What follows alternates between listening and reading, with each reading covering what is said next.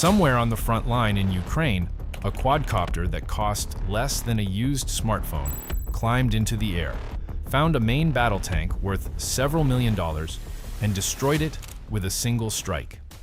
That same week, on the other side of the planet, an American aircraft worth roughly $30 million circled silently at 20,000 feet, watching a target for 16 hours without a pilot ever leaving the ground.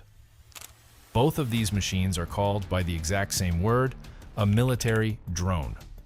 And that is the strange truth.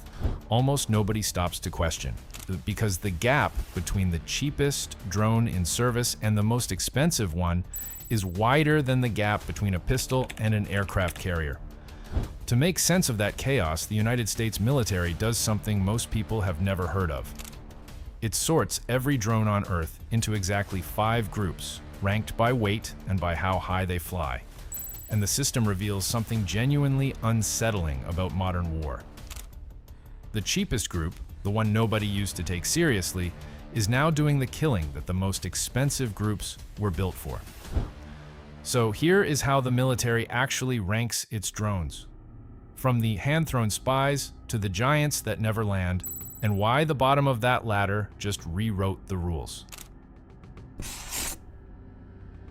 The drone that beat the tank belongs to Group 1, and Group 1 was never supposed to matter this much. By the military's own definition, these are the smallest machines in the inventory, weighing under 20 pounds, flying below 1,200 feet, and often launched by a single soldier throwing them into the air by hand. The classic example is the RQ-11 Raven, a hand-tossed scout that looks like a hobby plane and has served for years as the eyes of small units. But the war in Ukraine detonated this entire category because the cheap first-person view drones now swarming that battlefield fall squarely into Group 1 by weight, and they are being built and flown by the thousands for a few $100s each. A weapon that costs less than a phone is now routinely destroying armored vehicles that cost millions. And that single fact has forced every major military on Earth to rethink what the bottom of the ladder is actually worth. The category is evolving by the week, too, because as both sides flooded the battlefield with radio jammers to knock these drones down, engineers responded with fiber optic drones that trail a hair-thin cable for miles and cannot be jammed at all. Group 1 used to mean a toy that took pictures. Today it means the most cost-effective tank killer ever fielded, a swarming, adapting, almost disposable weapon. And the larger, prouder groups above it are scrambling to catch up to a revolution that started at the very bottom. Climb 1 rung up, and the drones grow heavier and quieter, built not to strike, but to see. Group 2 covers machines weighing up to about 55 pounds and flying as high as 3,500 feet, and their entire purpose is patience. The defining example is the Scan Eagle, a slender catapult-launched drone built by a Boeing subsidiary that can loiter over a battlefield or a stretch of ocean for many hours, feeding back a steady stream of imagery to the units below. These are the drones that watch a compound for a full day, that track a ship across open water, that quietly map an enemy position before anyone decides what to do about it.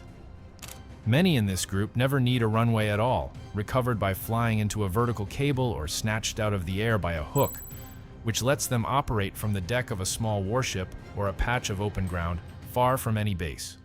Their endurance is the real weapon here, because a machine that can stay aloft for the better part of a day turns surveillance from a series of snapshots into a continuous, unblinking stare. They rarely make headlines because their work is invisible by design, but every dramatic strike you hear about was very often set up by a patient Group 2 drone watching from just out of sight. Group 3 is the most crowded category in the entire system, and that crowd exists because this is where capability and affordability finally meet. These drones can weigh up to 1,320 pounds and fly up to around 18,000 feet. And the list of machines in this band is enormous. the RQ-7 Shadow, the RQ-21 Blackjack, that can switch between land and sea missions, the Shield AI VBAT that takes off and lands vertically, and a long line of newer designs all live here. This is the tier that armies actually buy in bulk, because a Group 3 drone gives a commander real reach, real endurance, and a meaningful payload without the eye-watering cost of the giants above it. It is also the tier where the technology has spread the widest, because these drones are affordable enough that smaller nations and even non-state forces can field them, which is why so much of the recent fighting across the Middle East and Eastern Europe has revolved around machines in this weight class. A single Group 3 drone can scout an artillery position, correct the fire onto it, and record the result, doing in one flight what once took an entire reconnaissance unit. Here is where the word drone starts to mean something far more lethal, because Group 4 is the first tier defined as much by its weapons as by its size. These machines weigh more than 1,300 pounds, but still operate below roughly 18,000 feet. And the name that defines the category is the one the public already fears: the Predator lineage and its larger successor, the MQ-1C Gray Eagle.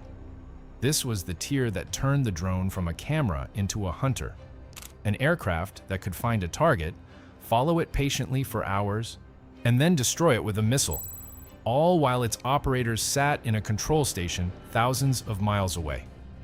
The arrival of this group changed the moral and political conversation about war more than any other, because for the first time, a nation could project lethal force into hostile territory with no pilot at risk and no boots on the ground. And the consequences of that shift are still being argued over in 2026.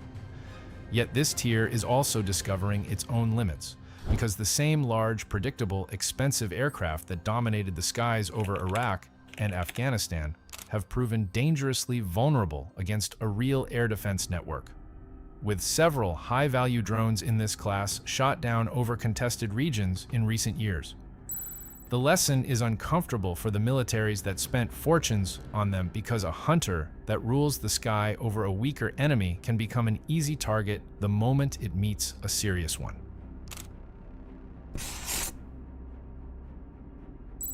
The top of the ladder is reserved for the machines that almost never touch the ground, and the cutting edge of this group is no longer about a single drone at all. Group 5 covers the heaviest aircraft in the inventory, weighing well over 1,300 pounds and flying above 18,000 feet. And its icons are the famous MQ-9 Reaper and the high-flying RQ-4 Global Hawk, machines that can watch or strike across entire countries from the edge of the breathable sky. But the real story of this group is what comes next, because the giants are now being designed to fly alongside fighter jets as loyal wingmen, semi-autonomous drones that take orders from a human pilot in a nearby aircraft and fly ahead to scout, to jam, and to absorb the first missile, so the human never has to. These collaborative combat aircraft are the most advanced and most expensive drones ever conceived, and they represent the exact opposite philosophy to the cheap swarms of Group 1. One end of the ladder is winning wars with hardware that costs less than a phone. The other is betting the future on machines that cost more than a fighter jet. Both are happening at the same time, and that contradiction is the whole story of drone warfare right now. 5 groups, 1 crowded sky, and a single word stretched across all of it. From a hand-thrown scout to an autonomous wingman, the military's 5-group system is the only thing that brings order to a category that now ranges from disposable toys to $30 million hunters. But the lesson underneath the ladder is the part worth remembering, because for decades, everyone assumed power lived at the top, with the biggest and most expensive machines. The war of the present has proven the opposite just as often, with the cheapest drones at the very bottom destroying the most valuable targets on the battlefield. The sky is no longer ruled by whoever spends the most. It is ruled by whoever adapts the fastest. And that is a far more dangerous world than the one we were promised. This was MisfireX, the hardware never lies.